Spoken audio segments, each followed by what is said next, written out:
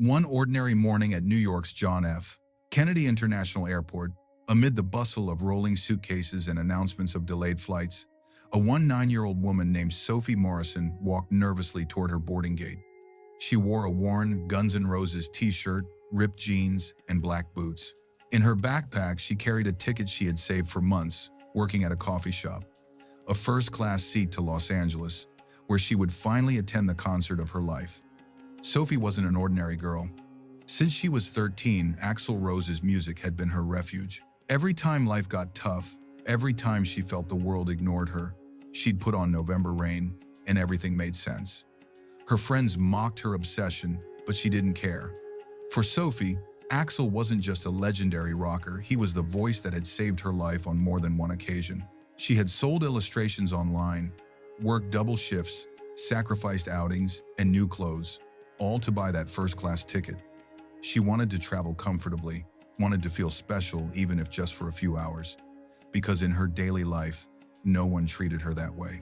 When she arrived at the check-in counter, a middle-aged employee with her hair pulled back in a tight bun and a name tag that read, Linda, looked her up and down with barely disguised contempt. Sophie extended her ticket and ID with a shy smile. Linda took the documents, reviewed them slowly, and then frowned. "First class?" she asked in a dry, almost accusatory tone. Sophie nodded. "Yes, that's correct." Linda let out a brief, dismissive laugh. "Are you sure this ticket is yours? Because it doesn't look like you can afford it." Sophie's cheeks flushed. "I paid for it myself. I work and save for this." The employee narrowed her eyes. "Sure.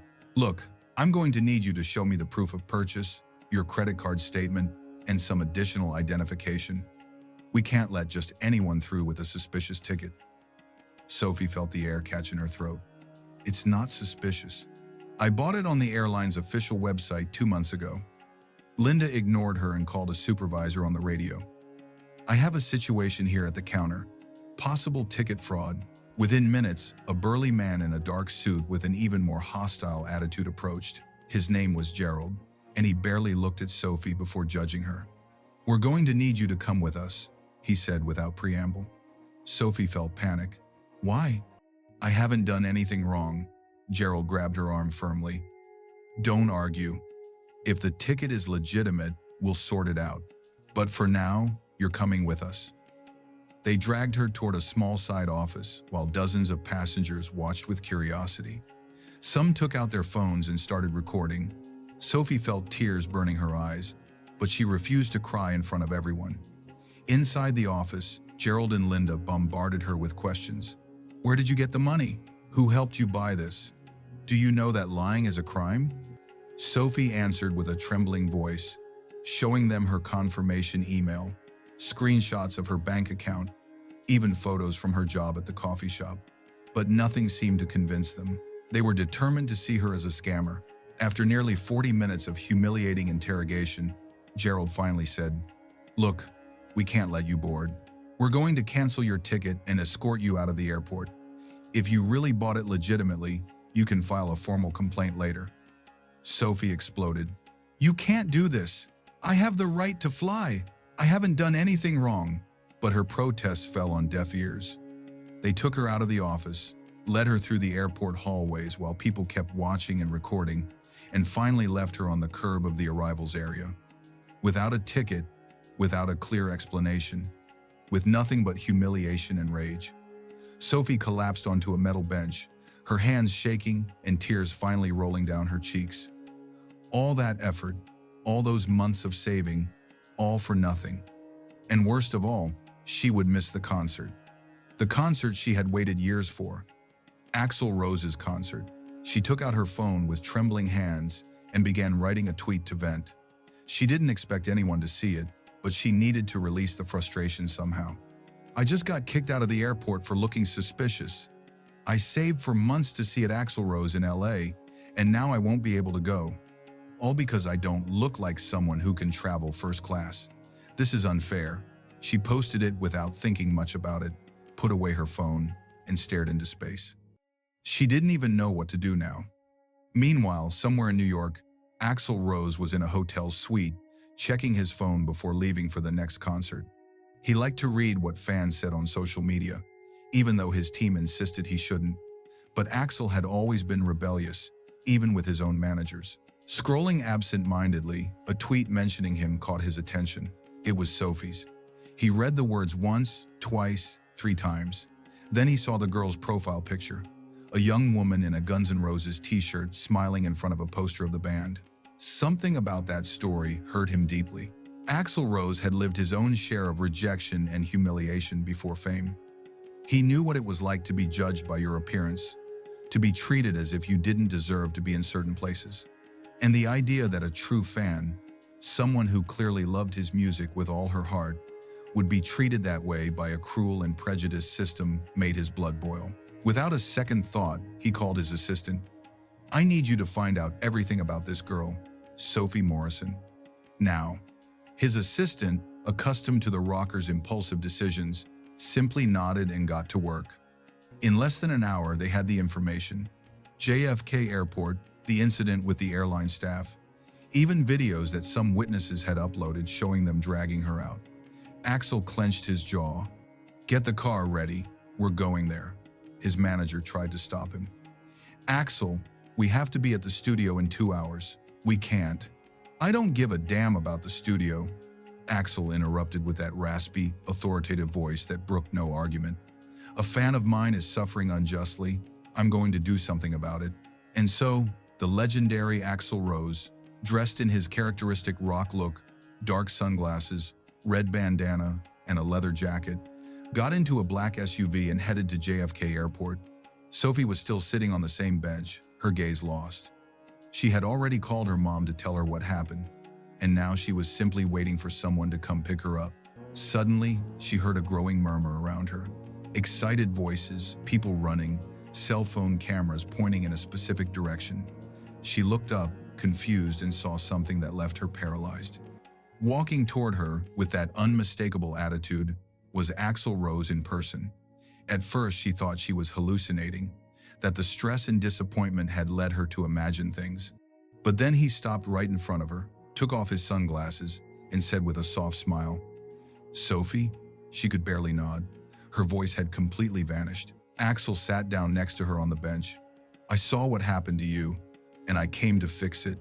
Tears returned to Sophie's eyes, but this time they were different. They weren't tears of humiliation, but of disbelief, of gratitude, of an emotion so overwhelming it couldn't be put into words. I don't understand," she stammered.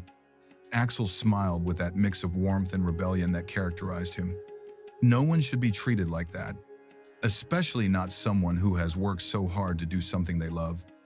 So we're going to go in there and we're going to set things straight." He stood up and offered her his hand. Sophie took it, still trembling, and together they walked back toward the terminal. The crowd followed them at a respectful distance, recording every second. Upon entering, everyone's eyes fixed on them. The airport staff, who moments before had been so cruel and dismissive, now paled seeing who was accompanying the girl they had kicked out. Gerald, the supervisor, approached with a nervous smile. "Mr. Rose, what an honor." Axl interrupted him with an icy look. "It's not an honor, it's a disgrace. You kicked this young woman out of the airport without any valid reason. You humiliated her publicly, and now you're going to fix it." The supervisor tried to justify himself. "Sir, we had legitimate suspicions that—" "Suspicions of what?" Axl cut him off with a firm voice. "That a young girl can't afford a first-class ticket? That someone who doesn't wear a suit doesn't deserve respect? That's pure and simple discrimination." The silence in the terminal was absolute. Everyone watched the scene attentively. Linda, the counter employee, was trying to make herself invisible behind her computer. Axl continued, with that natural authority that only true icons possess. "I want you to give her back her ticket. I want you to offer her a public apology. And I want you to review your protocols, because this cannot happen again." The airport's general manager appeared almost immediately, clearly alarmed by the situation and the media attention it was generating. "Mr. Rose, Miss Morrison, please accept our sincerest apologies. This has been a terrible misunderstanding. Of course, we're going to resolve everything immediately." Within minutes, Sophie had a new boarding pass in her hands. Not only that, They had upgraded her to an even better seat and had offered her compensation for the inconvenience.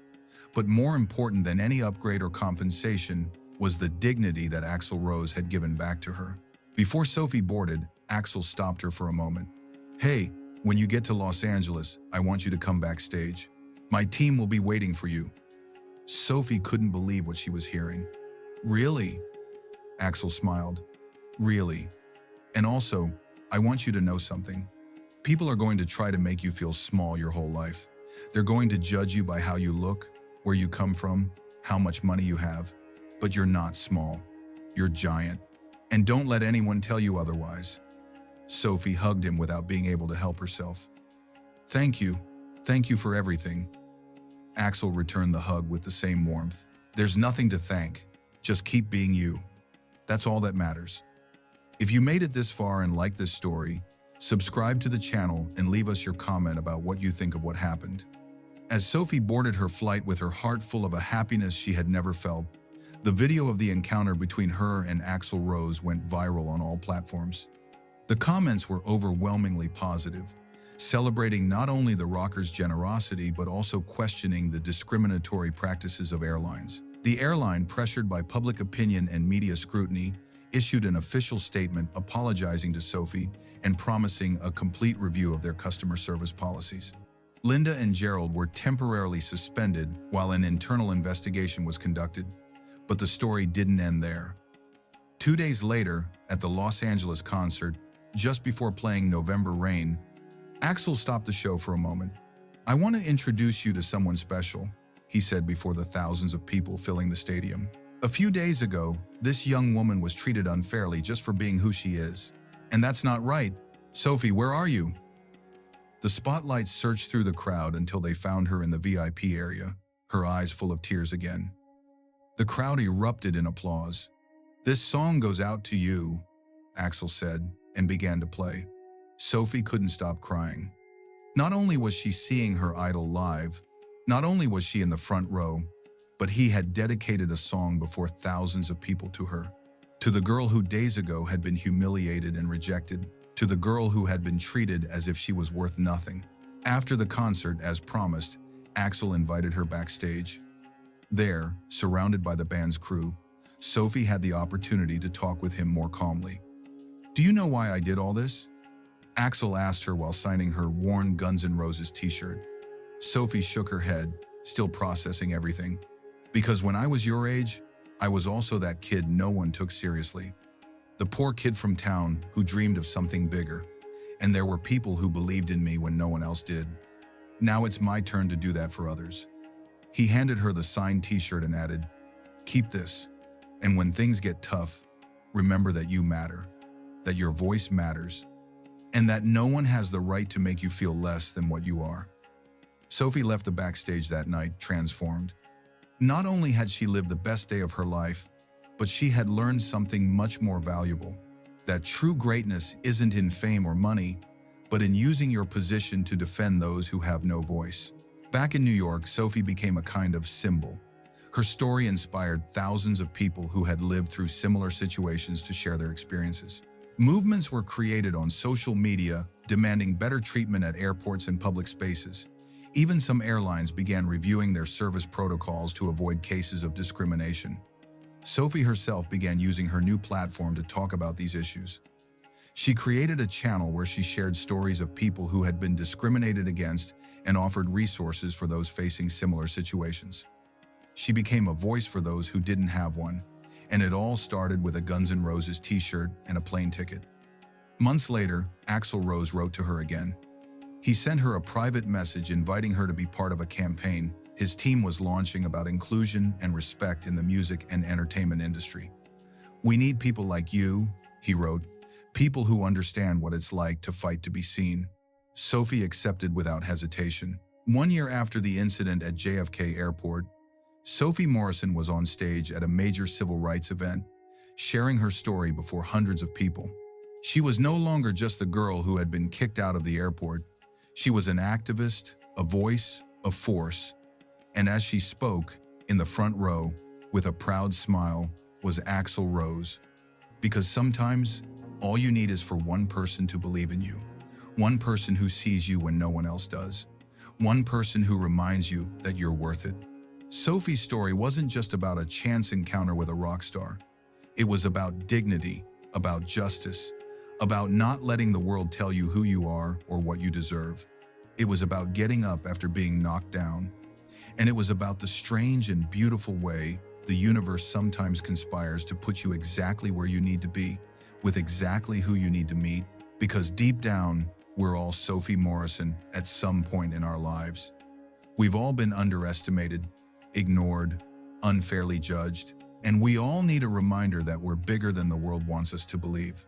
That afternoon at the airport, when everything seemed lost, Sophie never imagined that her worst moment would become the starting point of something much bigger. She never imagined that a simple, desperate tweet would reach her idol's eyes. She never imagined that idol would not only defend her, but would become an ally, a mentor, someone who genuinely believed in her. And perhaps that's the most powerful lesson of all, that even in our darkest moments, when we feel the whole world is against us, there's light waiting on the other side. There are good people, there's justice, there's hope. We just have to have the courage not to give up, the courage to keep believing we deserve something better, the courage to get up one more time, even when everything pushes us down.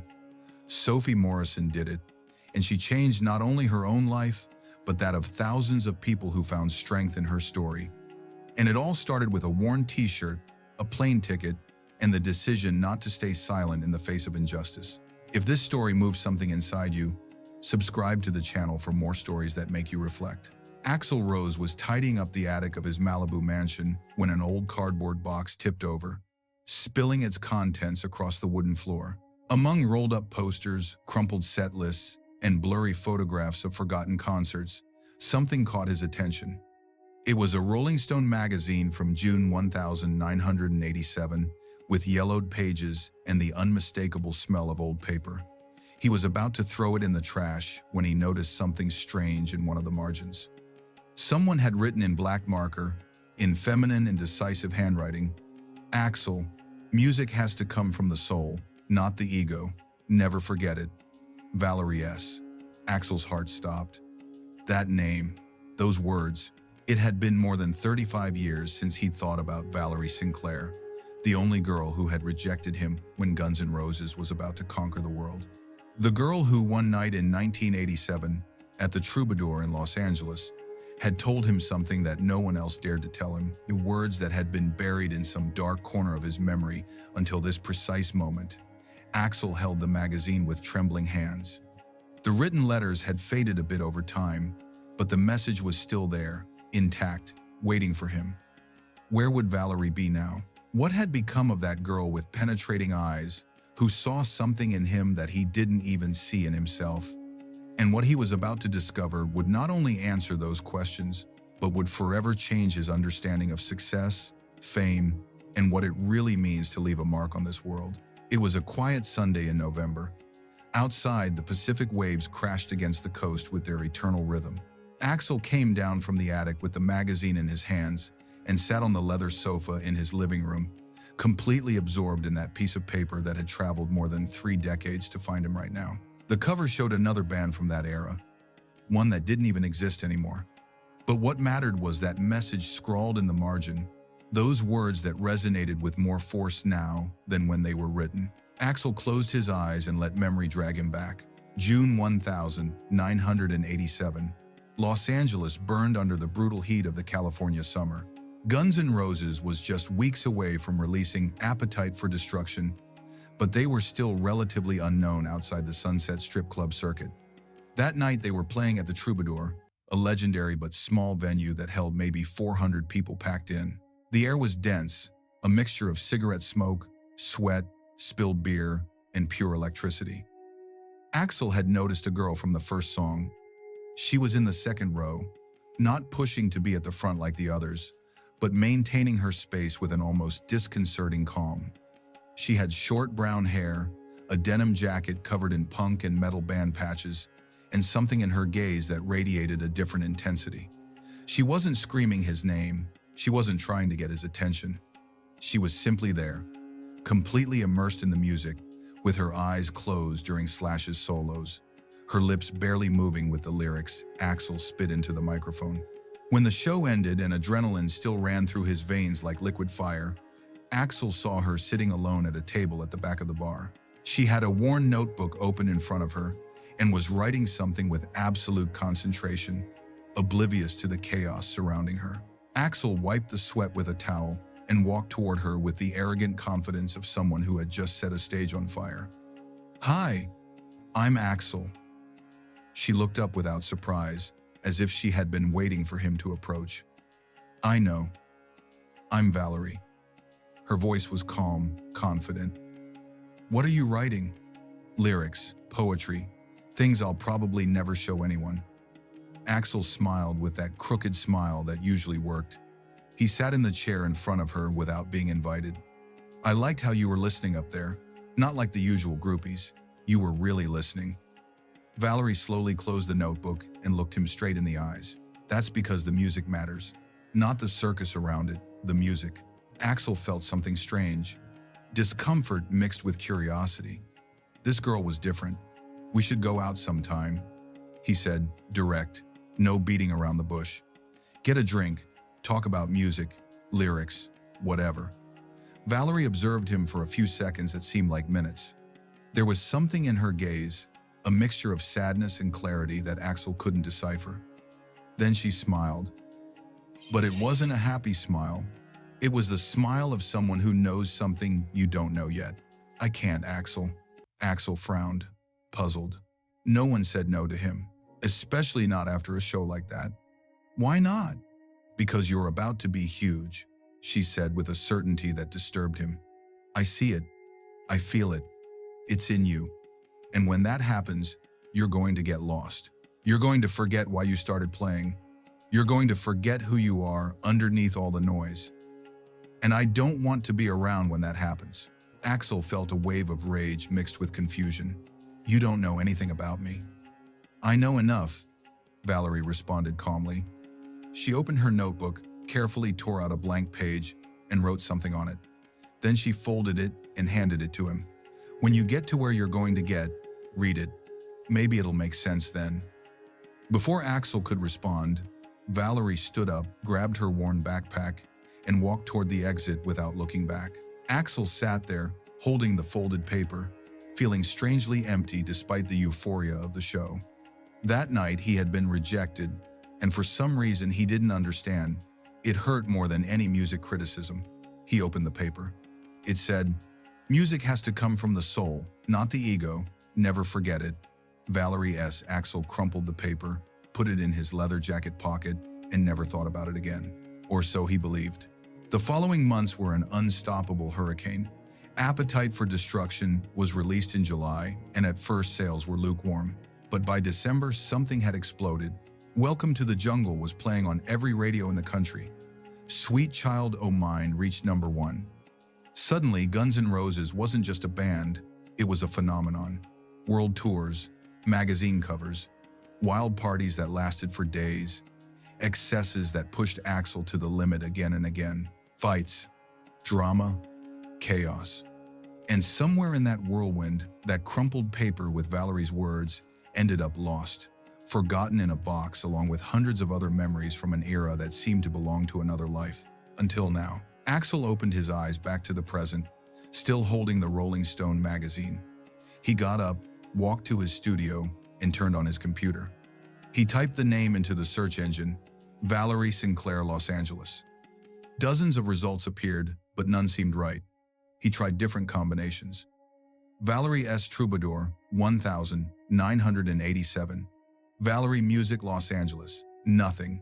He spent hours searching with an obsession he hadn't felt in years. Near midnight, he changed his strategy. Instead of searching for her full name, he simply searched Valerie Sinclair, Los Angeles social worker, and then he found it. An article from the Los Angeles Times from 2 years ago. The headline read, "Local social worker honored for 3 decades of service to homeless youth." Valerie Sinclair has dedicated her life to offering shelter, hope, and dignity to teenagers on the streets. Axl read the entire article feeling something tighten in his chest. Valerie had studied social work at UCLA, Since 1990, she had been running a community center in East Los Angeles called Soul Refuge, offering free services to homeless youth. Many had fled violent homes. Others had been kicked out by their families for being LGBT. Some had simply fallen through the cracks of a system that didn't see them. Valerie gave them food, clothing, legal help, psychological counseling, but more important than all that, she gave them something no one else offered: respect and listening. The article mentioned that Valerie had survived breast cancer in 2019, but had returned to work just 2 months after finishing chemotherapy. "These kids can't wait for me to be ready," she had told the journalist. "Every day I'm not there is a day when someone else could be lost." Axl kept searching compulsively. He found more articles, testimonies from young people she had saved, and one 8-year-old boy who had lived in his car for a year and was now studying nursing because Valerie helped him get scholarships and support. A 7-year-old transgender girl who had been kicked out of her home and now had an apartment and a stable job thanks to Valerie guiding her through the bureaucratic maze of the social assistance system. Dozens, hundreds of stories like those. And then he found something that chilled his blood. A recent post on a fundraising page. Soul Refuge was in danger of closing. The city of Los Angeles had drastically cut the budget for social programs. Small organizations like Valerie's Center were disappearing one after another. She had fought for almost 2 years to keep it open. She had organized fundraising events, written grant proposals, knocked on doors asking for donations, but it wasn't enough. The center had funds for only 3 more months. After that, the 90 young people who received help each week would have nowhere to go. Axl read every word of the fundraising page. He saw photos of the center, an old building with cracked windows and peeling paint. But inside, there was life. There was hope. There were adults who cared. And there was a 5-6-year-old woman who, despite cancer, exhaustion, and lack of resources, kept showing up every morning at 6 to open the doors and prepare breakfast. Axl stayed up all night reading testimonials, a mother thanking Valerie for saving her son's life, a former student who was now a teacher and said Valerie was the first person who believed in him. Again and again and again, stories of lives rescued from the abyss. Meanwhile, he had spent decades in packed stadiums, earning millions, living in mansions, being adored by crowds that screamed his name. But Valerie, the girl who rejected him in 1987 with those prophetic words, had chosen a completely different path. She had chosen the invisible, the difficult, the important.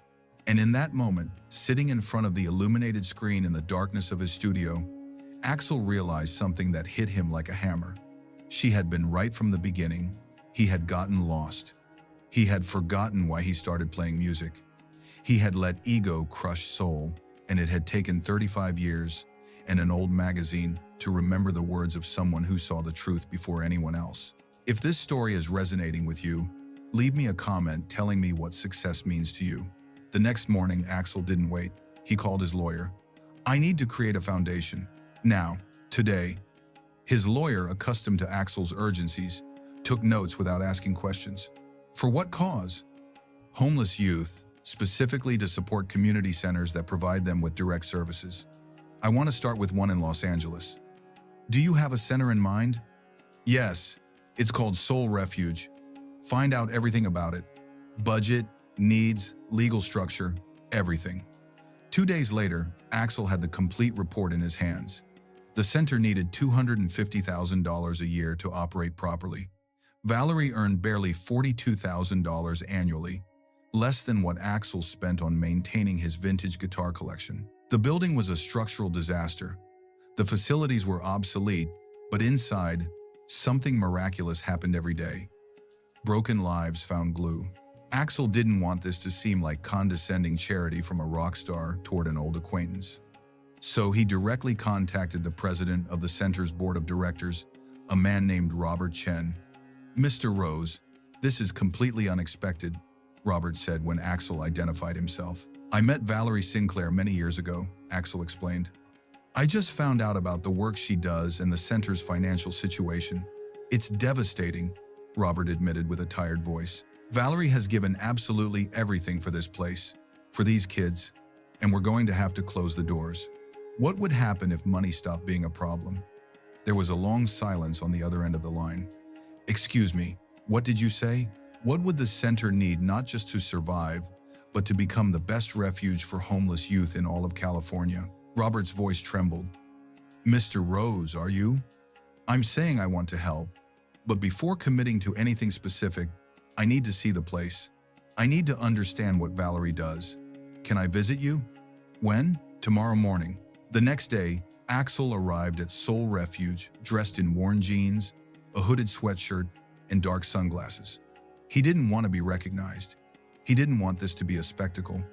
The building was on a noisy street in East Los Angeles, between a laundromat and a liquor store with bars on the windows. The exterior paint was peeling in large pieces. The windows had cracks covered with industrial tape. But hanging on the front door was a hand-painted sign that said, "You are welcome here, always. No questions, no judgments." Robert met him at the entrance. He was a man in his 50s, with glasses and an expression of permanent exhaustion. "Valerie arrives every day at 5:30 in the morning," Robert explained as they walked down a narrow hallway. "She says many of these kids haven't eaten since the day before. She wants to make sure they start the day with something hot in their stomach and with someone who says good morning to them with a genuine smile."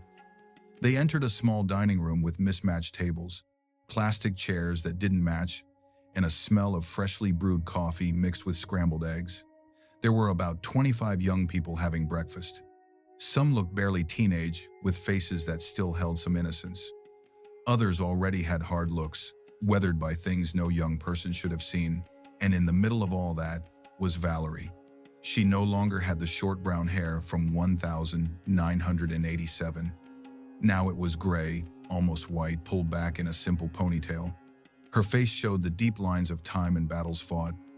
She was thinner than Axl remembered, even fragile, the visible after effects of cancer.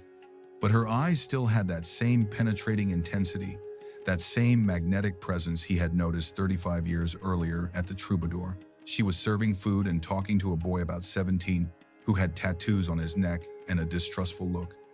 "Kevin, how did you sleep last night?" "Good, Mrs. V. I got a bed at the shelter on 8th. "I'm so glad to hear that. Have you thought more about what we talked about regarding finishing high school?" The boy looked down. "I don't know, it's complicated." "I know it's complicated," Valerie said with a gentleness that wasn't condescending. "But I believe in you, and we're going to work on this together, step by step. Deal?" The boy barely nodded, but there was something in his eyes, a small flash of something like hope. Axl watched from a corner for more than an hour, invisible under his hood. He saw how Valerie knew each young person's name, how she remembered details of their lives, their struggles, their small victories. He saw how some arrived with high defenses and distrustful looks, and left with slightly less tense shoulders. He saw how she never preached, never judged, just listened with total attention that made each person feel seen. After breakfast, Robert took him to a room where Valerie was giving a life skills workshop. She was teaching the young people how to make a resume, how to behave in a job interview, how to open a bank account, how to read a rental contract, basic things that most people learn at home, but these kids never had the opportunity to learn. Most of them come from situations where they never had a stable adult in their lives, Robert whispered. Valerie becomes that first trustworthy person, the first one who keeps what she promises. And for many, that changes absolutely everything. When Valerie came out of the room to take a break, Robert intercepted her in the hallway. "Valerie, there's someone who wants to meet you." She turned, looking exhausted but alert. Her eyes settled on Axl when he took off his sunglasses and hood. For a moment, neither of them spoke. They just looked at each other across 35 years of distance. Then, Valerie let out a small laugh of pure disbelief. Axl rose. "Hi, Valerie." Her voice was cautious but not hostile. "I found something you gave me a long time ago. Some words you wrote, and I decided to find out what had become of you." Valerie crossed her arms. Not defensively, but as if she needed a second to process this impossibility. "After 35 years. Can we talk?" They sat in a tiny, cluttered office, full of old filing cabinets, donation boxes, and a wall covered with drawings the kids had made for Valerie over the years. She looked exhausted but maintained that calm, Axl remembered. I read about your work, Axl said, about everything you've done here for decades. It's what I have to do, she responded simply, without drama. Why? Valerie was silent for a moment, looking out the window toward the noisy street. Because when I was 20, my younger brother Daniel became homeless. He was 17. My parents kicked him out when he told them he was gay. I tried to help him, but I was barely a college student with no money. The system rejected him again and again. No one wanted to help him. And one December night, he died freezing to death, sleeping in a downtown alley. Her voice didn't break, but Axl could see the old pain etched in her eyes. I'm so sorry, Valerie. Me too, every day. That's why I do this. Every kid I help is Daniel. It's my chance to fix what I couldn't fix with him. Axl felt a lump in his throat. That night at the Troubadour, you told me I was going to get lost, that I was going to forget who I was. Was I wrong? Valerie asked without cruelty, just with genuine curiosity. Axl slowly shook his head. No, you were right. I got completely lost. You chose your path. I chose mine. But your path was better, Axl said with conviction. Valerie shook her head. It's not about better or worse. It's about purpose. You gave music to the world, songs that help millions of people feel less alone. That matters. I gave hope to these kids. That also matters. They're different paths, not hierarchies. Your center is about to close. Valerie let out a long, tired sigh. I know. I've fought with everything I have, but it's not enough. It's never enough against bureaucracy and budget cuts. Axl leaned forward, looking at her directly. What would happen if it didn't have to close? Valerie looked at him with caution and confusion. What do you mean? I want to create a foundation for centers like this, for homeless youth, and I want it to start here, with Soul Refuge. Valerie's eyes filled with tears she tried to hold back by blinking rapidly. Axl, you can't just. I can and I want to, he interrupted firmly. I'm not just going to cover operating expenses. We're going to completely renovate this building. Hire more social workers. Expand services to include psychological therapy, job training, legal support. We're going to turn this place into a model that other cities can replicate across the country. Valerie covered her mouth with her hand, completely overwhelmed. Why? Why now, Axl, after so long? Axl took the page from the Rolling Stone magazine from his pocket, carefully folded, and placed it on the desk between them. Because you rejected me in 1987, and you were completely right to do so. Because you told me I was going to get lost, and I got completely lost. And because I've spent 35 years focused on my own glory, while you've been here saving lives that society had discarded. He pointed to the message written in the margin. You told me music had to come from the soul, not the ego. Well, the truth is this. You've done more for the world with your empty hands than I have with all my songs and all my sold-out stadiums. And I want to help you keep doing it.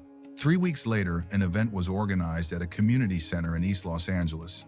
It wasn't an elegant gala with celebrities, but a gathering of social workers, community activists, families from the area, and most importantly, dozens of young people from Soul Refuge. Axl went up to a small improvised stage, looking nervous in a way rarely seen in him. I'm not used to speaking without a guitar in my hands, he began with a shy smile. But today I need to tell you a story about someone who changed my life without even knowing it. He told them everything. The rejection at the Troubadour in 1987, Valerie's prophetic words, the 35 years of silence, and the reunion that had finally opened his eyes. I've spent decades believing that success was measured in platinum records, sold-out tours, magazine headlines. And yes, I achieved all that. I filled stadiums. I sold millions of copies. I became what the world calls a rock legend. He paused, looking directly at Valerie, who was sitting in the front row with tears silently running down her cheeks. But Valerie taught me something I had forgotten long ago. That true success isn't measured in applause, but in lives touched. Not in magazine covers, but in people who get up because someone extended their hand when they needed it most. He pointed at Valerie with genuine emotion. This woman rejected me when I was 25 years old. And thank God she did. Because if not, I would have been just another distraction on her path. and she had an infinitely more important path to walk. The audience burst into applause. Axl waited for them to calm down, discreetly wiping his eyes. I'm announcing today the creation of the Soul and Purpose Foundation, dedicated to supporting community centers for homeless youth across the country. And we're going to start here, ensuring that Soul Refuge never has to close its doors. More applause, some shouts of joy. We're going to completely renovate this building. We're going to hire 5 additional social workers. We're going to expand services to include mental health therapy, job training programs, and free legal support. The applause intensified. But that's just the beginning. In the next 5 years, we're going to replicate this model in 20 cities across the United States. And I'm creating a permanent fund of $15 million to sustain these centers long-term. Later, in a quiet corner of the room while people celebrated, Axl and Valerie spoke alone for the second time in 35 years. I still feel like I'm going to wake up and this is going to be a dream, she said, wiping the tears that wouldn't stop. It's real, Valerie. Everything is real. But why now? Really, Axl? Why after so long? Axl took a deep breath. Do you remember the last thing you said to me? That music had to come from the soul, not the ego. Yes, I remember. Well, those words haunted me for decades even though I didn't realize it. And when I found you again, when I saw what you've been doing all these years while I chased applause and validation, I realized that you never stopped being honest. Honest with yourself, honest with your purpose. You rejected me because you saw something in me that I still couldn't see. Valerie looked at him with tenderness. I didn't reject you because I didn't like you, Axl. I rejected you because I saw talent, yes, but I also saw deep insecurity. I saw desperate need for approval. And I knew that if I said yes, you were going to seek that validation in me instead of seeking it where you really should seek it, in the truth of your music. And where should I have sought it? Valerie smiled softly. In what you had to say, in the honest rage, in the honest pain, in the honest joy. Not in what others thought of you, but in what you needed to express from a real place. And I think you achieved it, Axl. Your best songs come from that place. Axl remained quiet, absorbing those words. Can I ask you something? Anything. Did you ever regret saying no to me that night? Valerie thought about it with absolute seriousness. No, not once.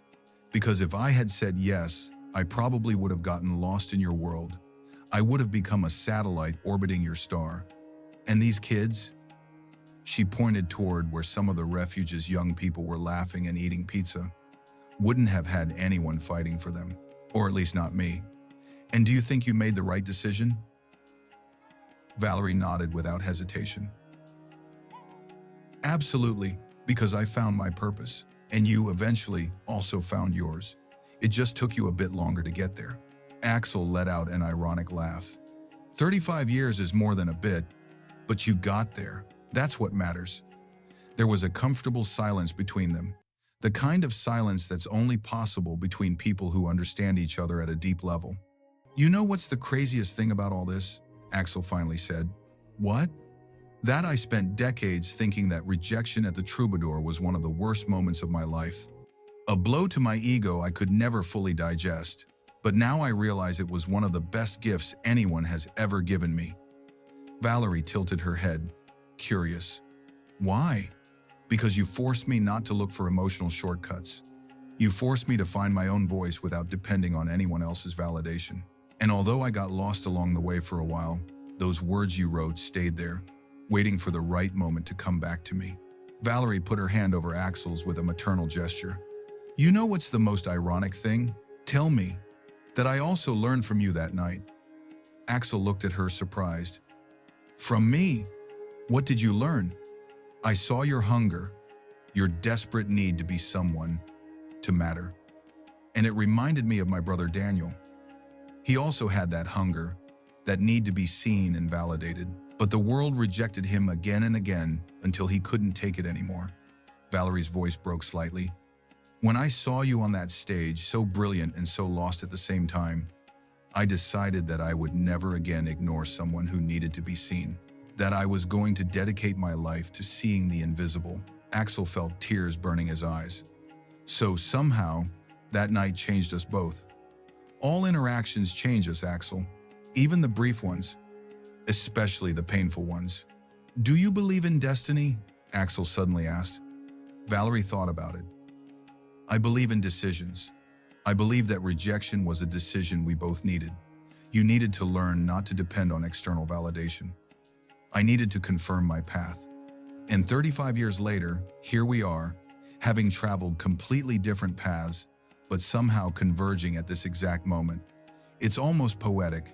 Life is, if you pay attention.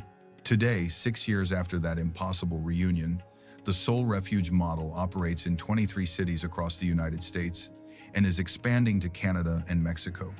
Thousands of homeless youth have found not just shelter and food, but something much more valuable: adults who believe in them and a path forward. Valerie continues working, now as Executive Director of the Soul and Purpose Foundation, training social workers across the continent and advocating for public policies that protect the most vulnerable. Her cancer returned briefly in 2023, but she beat it again with the same fierce determination she applies to everything in her life. Axl finally found something that decades of fame never gave him: a purpose that goes beyond himself. Every year he donates millions to the foundation and personally visits centers, sometimes playing intimate acoustic concerts for the young people. It's the most honest audience I've had in my life, he now says in interviews.